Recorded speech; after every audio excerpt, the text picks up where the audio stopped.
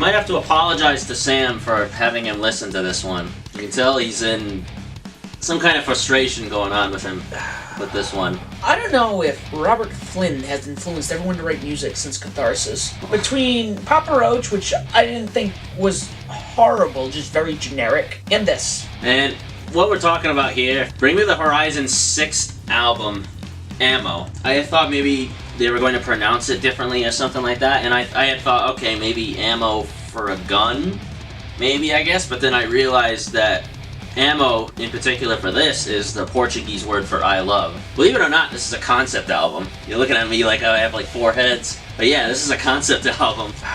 Do the 10-year challenge for this one. Don't do it for Papa Roach. Do it for Bring Me the Horizon. You will see like the biggest difference, I think, for like a band's like history. They don't sound anything like what they used to. But I mean, this is something they've progressively done for the last few albums. Ammo, it just takes it like where I didn't even think it would go. It's just, I listen to it and I'm like, what am I hearing right now? I do want to clarify, so I'm not familiar with the band at all. I Right. know who they are. I've listened to maybe 2 songs after I listened to this album. Mm-hmm. I did read an interview today where the lead singer said they want this album to be the gateway to rock music for people who don't. And I'm all for that, and I'm all for people changing things up.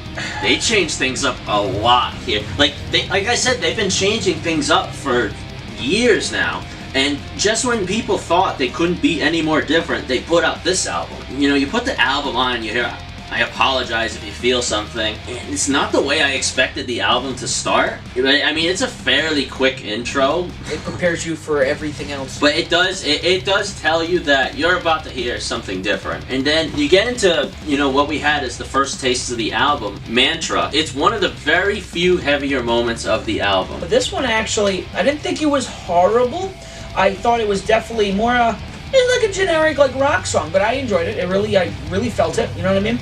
Mantra, I was happy with the first time I heard it because it was kind of a continuation of what they've been doing the last few albums. They've been having that blend of what they've been trying to do along with like a more familiar sound to it. Also, Mantra in a way is also a misleading single because the album doesn't sound like this. I see a lot of bands doing this now with their singles, is that started off with the ones that are more familiar and then they progressively get different. It's like bands try to warm you into what they're trying to do different.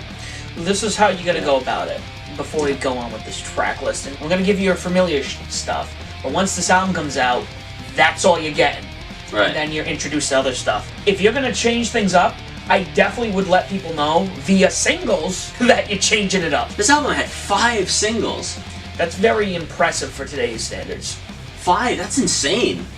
That's a lot. I mean, just release the album way ahead of time if you're gonna put out almost half of it. Nihilist Blues comes on and I'm like, did I just walk into a nightclub? Am I listening to Bring Me the Horizon right now? What a huge change in sound. There's a lot of songs on here that when I dare venture onto the radio, or I'm out in public, or I happen to go to clubs with friends, rarely, it almost sounds like a mixture of modern day pop songs and pop punk music. Yeah, I mean, as different as it is, I'm not hating it.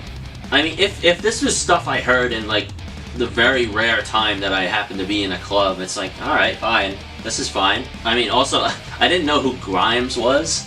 Oh, Grimes on this? Yeah. Oh yeah, I'm familiar with Grimes. Oh yeah? I was Grimes. expecting like Rick Grimes from The Walking Dead on here or something like that. For a song that's like this, it's a little bit too long. It's one of the longer songs on the album, but I mean, with something like a style like this, I think maybe could have made it a little bit shorter, just to keep like the interest there throughout. In the Dark, this is where it starts to sound like most like pop acts these days. Heard this formula before. Definitely one of the weaker songs on the album. Not really one I was too thrilled with. And then you get into one of the other singles here, which had the most unexpected guest I could have thought. Wonderful Life, which was another one of the very few heavy moments on the album, but has the singer of Cradle of Filth on here. That's who Danny Filth is. Danny Filth is on that song? Yes. He's, wow, okay. He's in the music video too. That's an interesting choice for a pop album. Yeah. I'm like, how the heck did they get him on here? I hope Cradle of Filth doesn't put out a pop But album. yeah, I mean, enjoy one of the heavier moments while it lasts. I wish they would stick to a sound like this because something that sounds like this is like pretty enjoyable. Ouch is just a strange in-between track between songs. Not really a standalone song. I almost thought it sounded like almost like waiting music on the phone.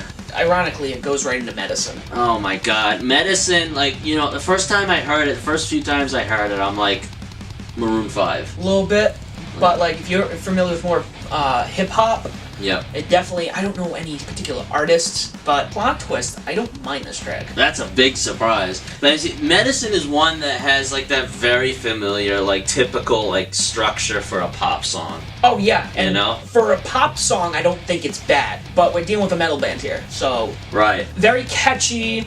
Definitely some big hooks, I think, that I like inside the chorus. Well, I mean, I'm thankful that the album like didn't completely sound like this.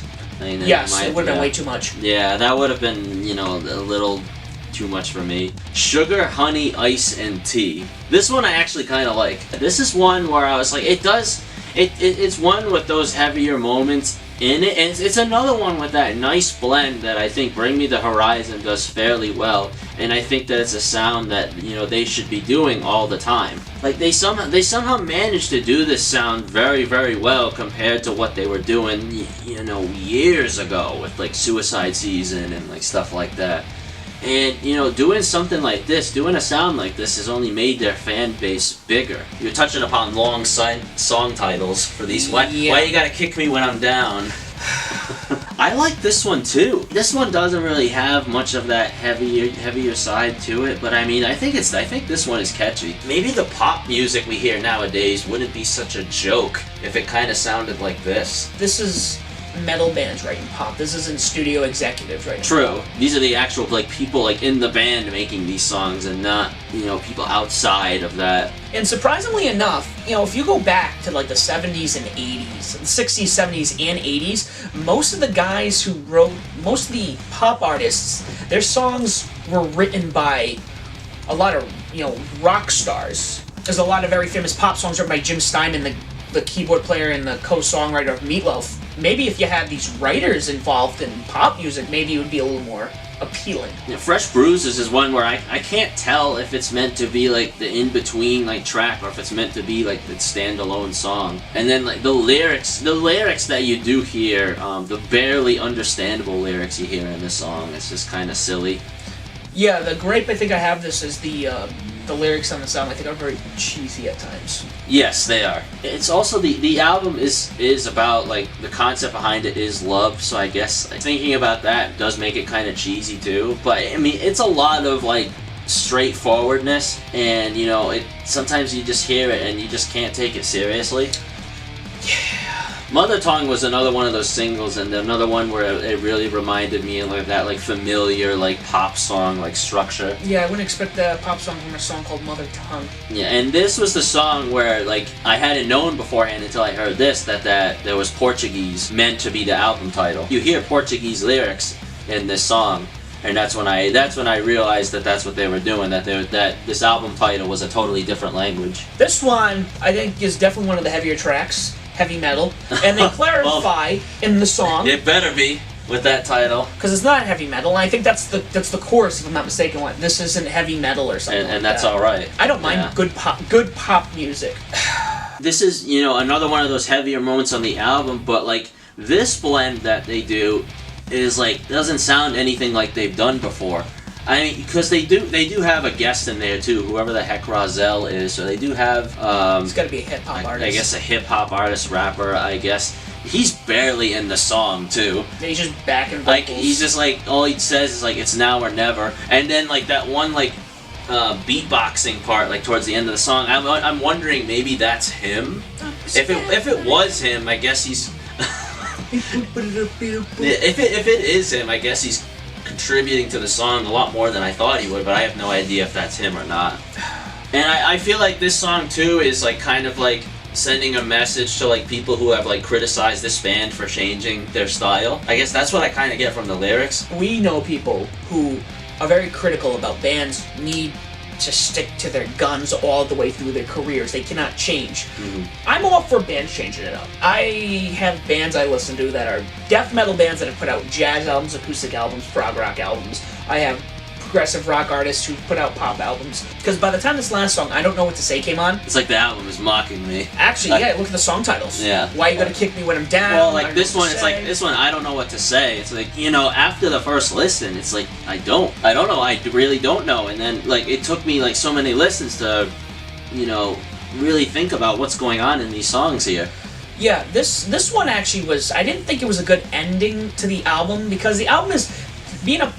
I feel like an album. If you're gonna approach pop like this, you don't want to end the album on a very slow song. And it was surprising to hear like an acoustic guitar in there, and then all those other stringed instruments in that song too. But yeah, they do end the album on a very like slow, like somber, like note, which you mentioned before. Like a lot of bands seem to be doing that. It's. I guess it's all about album flow. If I Don't Know What to Say came before heavy metal, I think it would have flowed a little better. When you have heavy songs, then you kind of like drift off. There's very few albums I've ever heard that work with. But I think the flow of this album, they should have at least flipped the last two songs. This does flow like very like strangely. Yeah. Yeah. This album is a ride, to say the least. What I really have to say about Ammo is that like it's one where like there's moments I enjoy. That's gone for like a lot of the other previous Bring Me the Horizon albums. There's been some up and down moments with a lot of their albums, and Ammo kind of continues that for me. A lot of stuff pops out, and then a lot of stuff is like, what the heck is this? Yeah, if I was a metal fan and somebody told me to listen to the new Bring Me the Horizon album, sorry, I am a metal fan, but if I was like just straight up metalhead and I never heard Bring Me the Horizon before, and you go, you need to listen to this, I would definitely you'd be like, no, I don't. I'd be flipping. I'd Sean Penn that camera right now.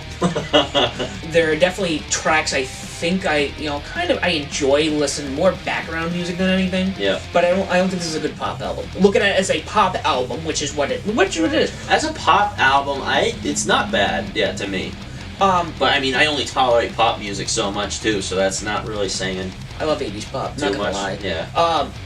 The other thing too is there's a lot of songs on here aside from the pop elements. The heavier stuff reminds me of pop punk music from when we were in like middle school, high school, and I almost feel like I'm back during that period with some of these tracks. I think it's time to answer the age-old question on this one, John. The age-old question that always needs to be asked, no matter what the genre, no matter what the band, does it dadcore? And by definition, dadcore is housework on the weekends. Then bring your kids get ice cream, and then one of your kids dropping their ice cream cone, and then you realize you don't have money to buy another ice cream cone, but you gotta do it anyways. Dadcore. Does it? No. No, it doesn't. No. Yeah, I don't think it dadcores. This is more like we said at the beginning. I hear a club feel to it. I feel like it's a something I experienced in middle school, high school, with the people that, the time we grew up in particular. If a 40-year-old dad or 50-year-old dad was listening to this, they have some problems. But yeah, so this doesn't. In 20 years, we'll rediscover this. I'm not saying we go back and listen to this in 20 years. Right. But in 20 years, it might be considered it. What do you guys think? Yeah. Look for your opinions. What do you think of Ammo? What do you think of the direction Bring Me the Horizon has gone in all of these years? Are you mad? Are you welcome to the change that they've been doing? Let us know what you think. That's been our thoughts on it. Subscribe to the page. Follow us on social media. Review Realm.